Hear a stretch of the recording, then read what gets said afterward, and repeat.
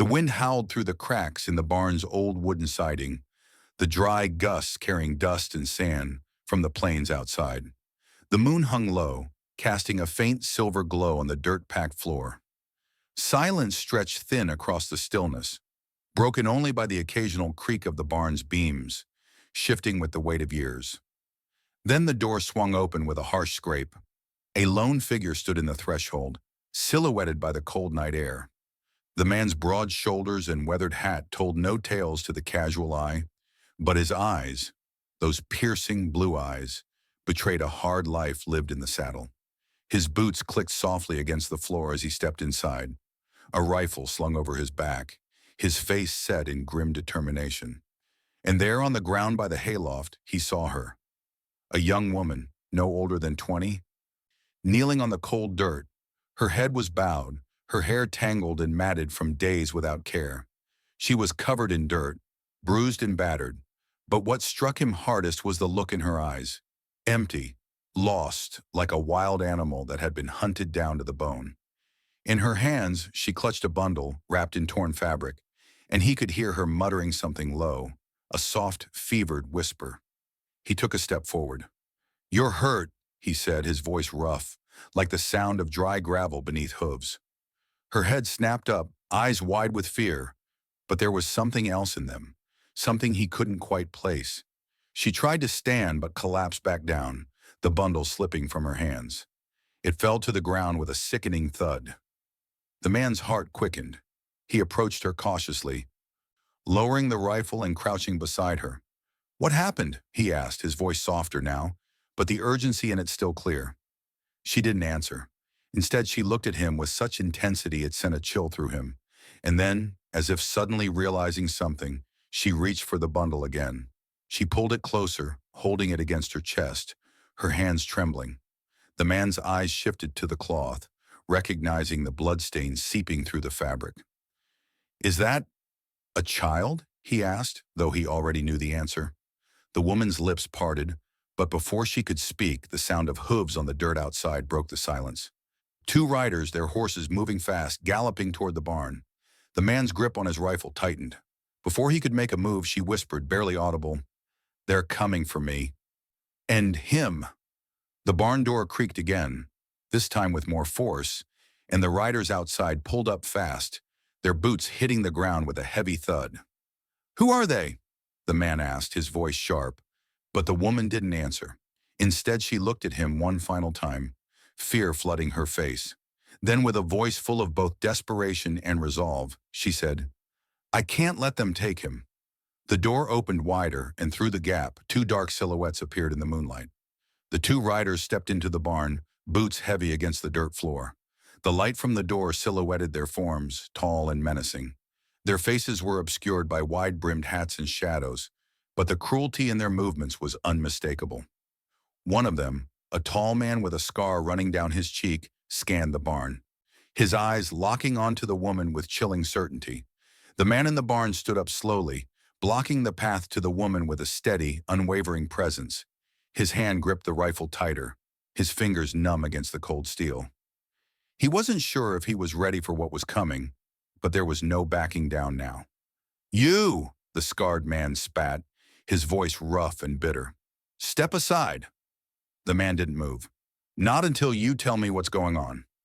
The other rider, a stockier figure, smiled thinly, revealing tobacco-stained teeth.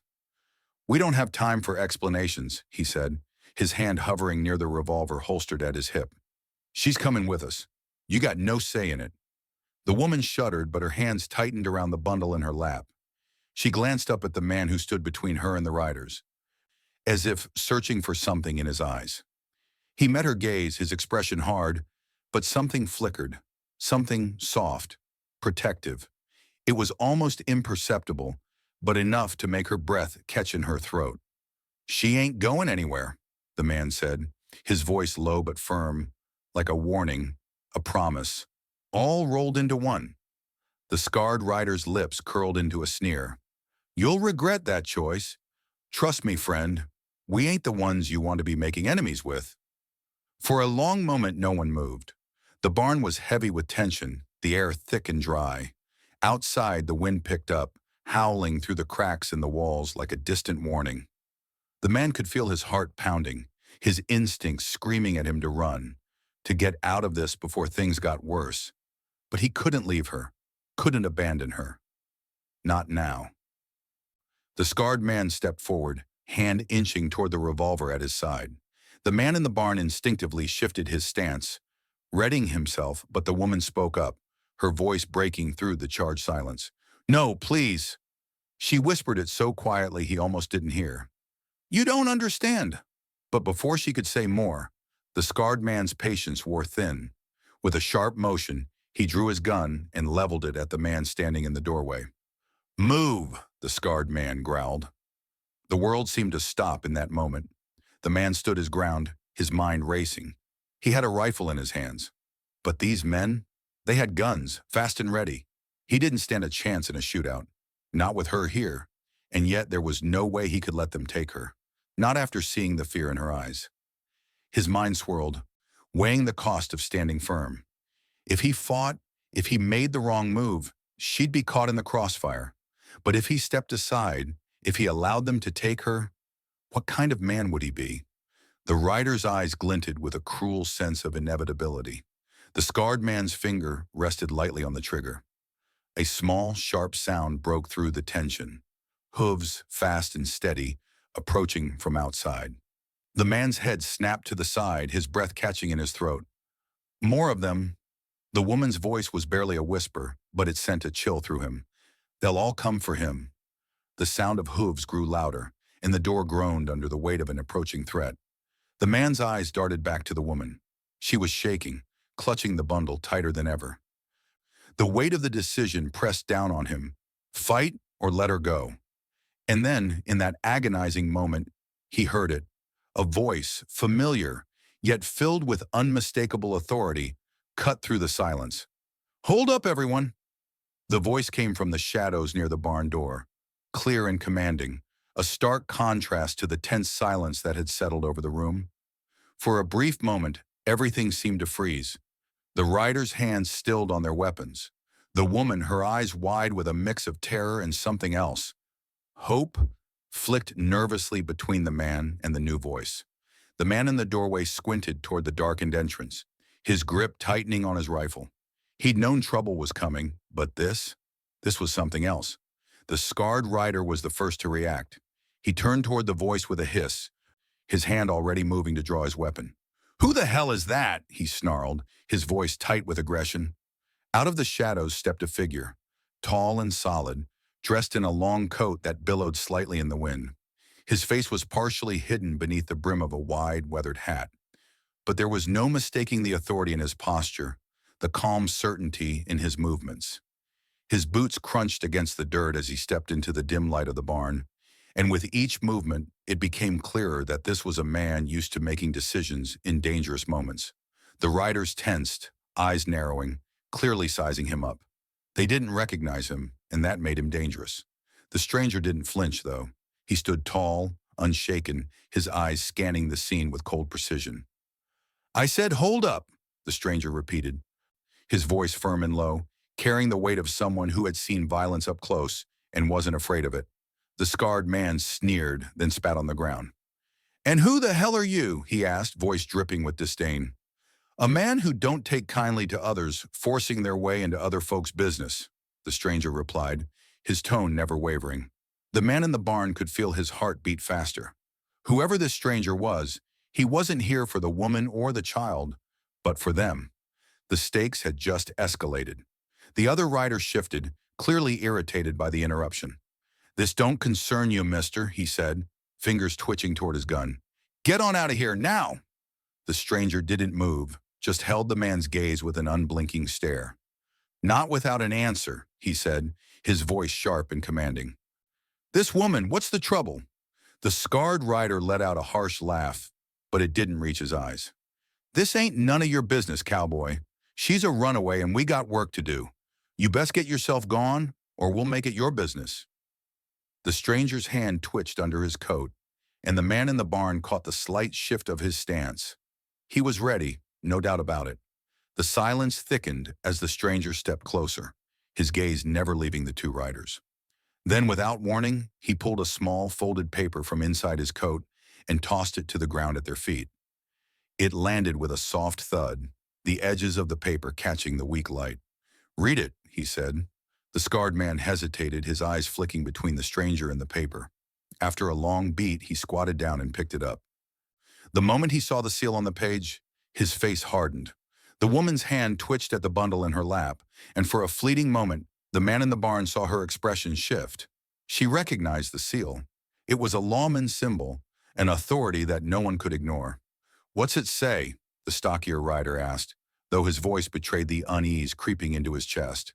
The scarred man didn't answer right away.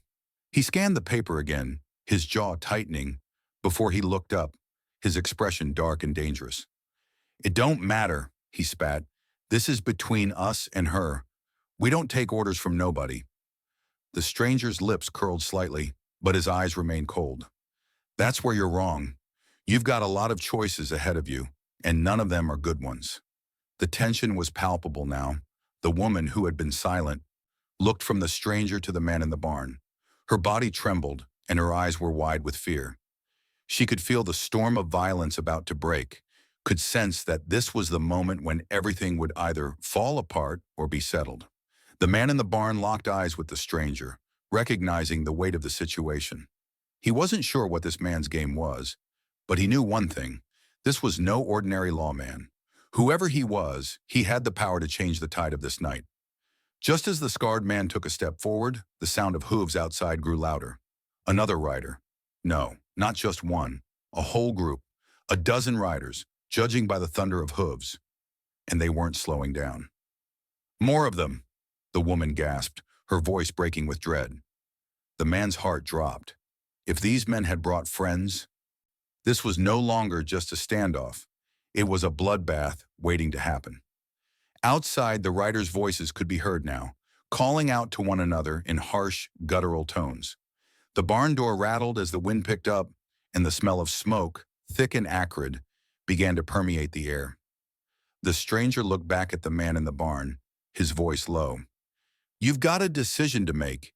You can stand with her and fight, or you can walk away." The man felt the weight of the choice pressed down on him like a stone. His hand clenched around his rifle.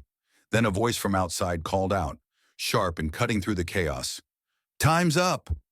The wind whipped fiercely through the barn, howling like a wounded animal as it rattled the worn timbers and scattered dust across the floor. Inside, the tension was unbearable. The scarred man and his companion stood poised, hands hovering over their weapons. The stranger in the long coat, calm as ever, stood between them and the woman, his body rigid, eyes unblinking. The man in the barn, caught in a moment of crushing indecision, felt the heavy weight of it all. His breath came shallow, his grip on the rifle tightening with the pressure of the decision he had to make. Fight or leave. In that moment, something strange happened, something no one could have predicted. The woman, her face pale and drawn, suddenly looked up at him. For a long heartbeat, they locked eyes. There was no panic, no desperation. There was only understanding. Her gaze softened, the fear fading for just an instant. She reached out, her trembling hand brushing against his sleeve, as though trying to pull him from the depths of the storm they were in. He glanced down at her, and something shifted inside of him. Something raw, something human. In that one fleeting moment, he saw her as more than just a woman on the run. She was a person, someone who had been hunted and hurt, and who had survived against impossible odds. He saw her pain, her fear, but also a quiet strength, a resilience that mirrored his own. And he realized that he had made his choice, though it hadn't fully been his to make. His heart was already committed to this fight, this moment. No one deserved to face the world alone, especially not her. His voice was low, but it carried through the barn like a wave breaking against the shore. "You're not alone anymore." Her eyes flickered, a tear escaping, but it wasn't one of sorrow, it was one of relief. The fear in her eyes seemed to soften, and in that brief, fragile instant, she was no longer a hunted woman. She was a person with someone beside her. The man's hand slowly moved from his rifle to the leather strap at his waist, pulling free the old revolver he hadn't used in years. It felt cold, the weight of it unfamiliar in his palm. But it was a comfort, a signal to himself that he wasn't going to back down. Not this time. The stranger, sensing the change in the air, didn't flinch. He gave a brief nod, his gaze moving toward the riders. "We can end this now," he said, his voice cold and final. The scarred man's hand twitched toward his gun, and the stockier rider stepped closer, his boots scraping against the barn floor. "You don't know who you're dealing with," the scarred man growled. The man in the barn's jaw tightened. "I know enough." Before anything else could happen, the barn door rattled again, and the group of riders who had been charging toward them came into view. A dozen riders, dust rising around them as they emerged from the darkness. They didn't stop. They didn't hesitate. But the moment they saw the stranger standing at the center, they slowed, eyes narrowing with suspicion. For a moment it felt as though time itself was holding its breath. The riders on horseback hesitated, their eyes flicking between each other, their leader, the scarred man, and the stranger. The man in the barn glanced at the woman one last time.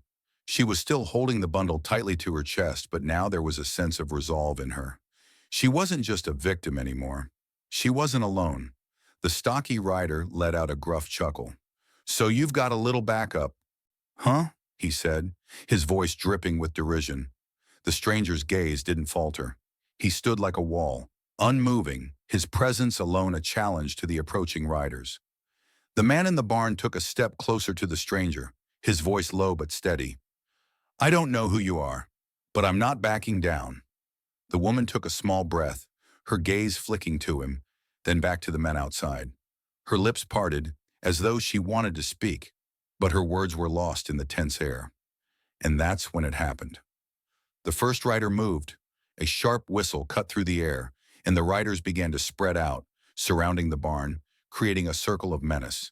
The sound of hooves pounded on the earth like a war drum, a beat that echoed in the man's chest. But still, the stranger didn't flinch. He stood unyielding. The man in the barn mirrored his stance. Together they faced down the oncoming storm. Then the door creaked open again, slowly, and a figure stepped into the barn. This time, it wasn't one of the riders but a woman. Her face was familiar to the man in the barn. She had a young, striking beauty, though there was something hardened about her gaze. She looked at the man in the barn, then at the woman clutching the bundle, her eyes softening with recognition. Her voice was quiet, almost a whisper but sharp with certainty.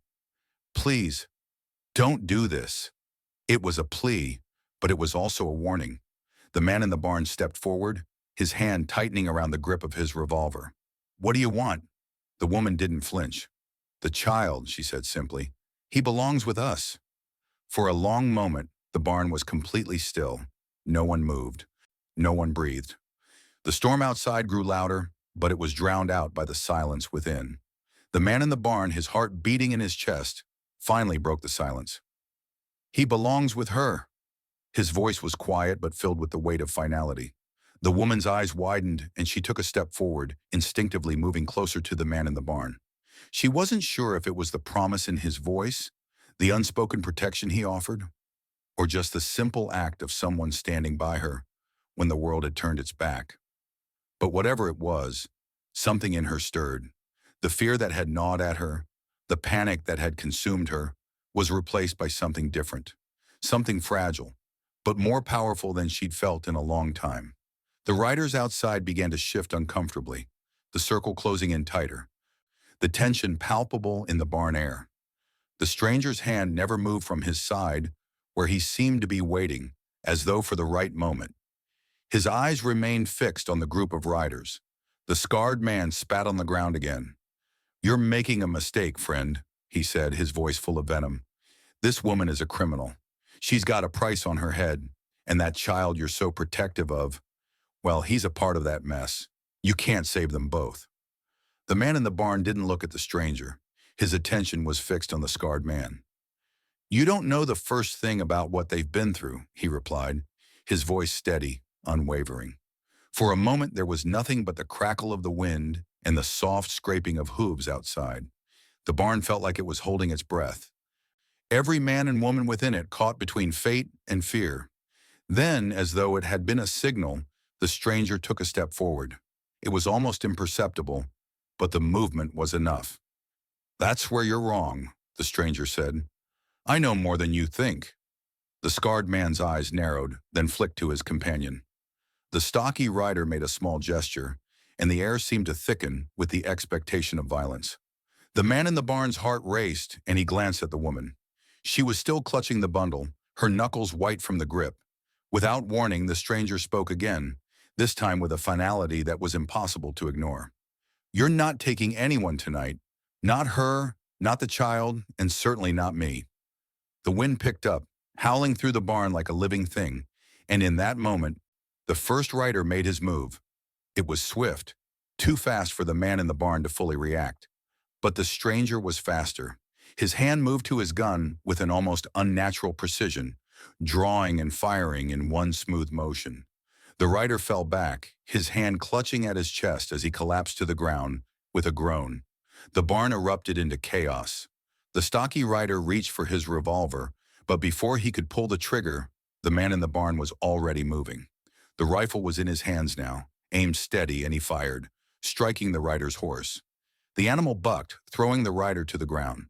The man in the barn didn't hesitate, his heart racing but his hands steady as he focused on the task at hand.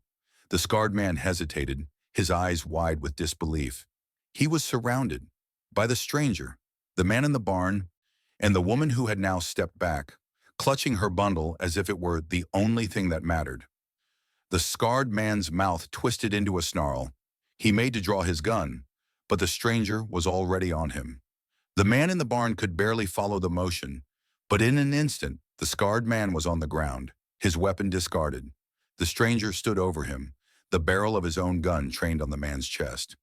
"I told you," the stranger said, his voice quiet but filled with a cold finality. "You're done here." The barn fell silent. No one moved. The only sound now was the distant roar of the wind and the heavy breaths of the men and women in the barn. It was done. The standoff had ended. The stranger's eyes met the man in the barns for a brief moment, an unspoken understanding passing between them. The woman, still holding the bundle, stepped forward cautiously, her gaze locked on the stranger. She looked down at the fallen men and then back to the stranger, her voice small but steady. "Thank you," she whispered. The man in the barn looked at her, and for the first time, he saw a flicker of something else in her eyes. Something beyond fear, a sense of peace, a quiet relief that she hadn't felt in so long. He stepped closer, his voice low. "You're safe now." The stranger gave a single nod, his face unreadable as he turned toward the door. "For now." As the wind howled outside, the man in the barn watched the stranger step out, his figure disappearing into the dark. For a moment it seemed like the night might swallow him whole, but the man knew. He had done what was right. He had made a choice that didn't come without consequence, but it was a choice that gave them all a chance. The barn was quiet now. The tension had dissipated, but the weight of what had just happened hung in the air. The woman looked up at him, her face softer, the terror of the past few days beginning to fade, piece by piece. "You're not alone anymore," he said, his voice steady and firm. Her lips parted, but no words came. She simply nodded, the quiet acknowledgement enough. The man's eyes moved to the bundle she held, and for the first time, he understood. The child was more than just a part of this war. It was the thing they had both been fighting for all along. As dawn broke over the horizon, spilling light across the vast, silent plains, the man stood in the barn, a feeling of quiet resolve settling in his chest. He had done the right thing, and for the first time in years, he felt something he hadn't expected: hope. Years later, the woman would remember that night, the cold wind, the stranger's eyes, and the man who had stepped forward when no one else would. She would tell the child, now grown, of the day the storm broke and how, in the midst of it, she found the one thing she'd never thought she'd have again: safety. The barn door creaked softly, swinging open on its own, revealing the empty saddle resting against the worn rail. The sun hung high above, casting long shadows across the dirt. A single horse was tied to the post, waiting, ready for whatever came next.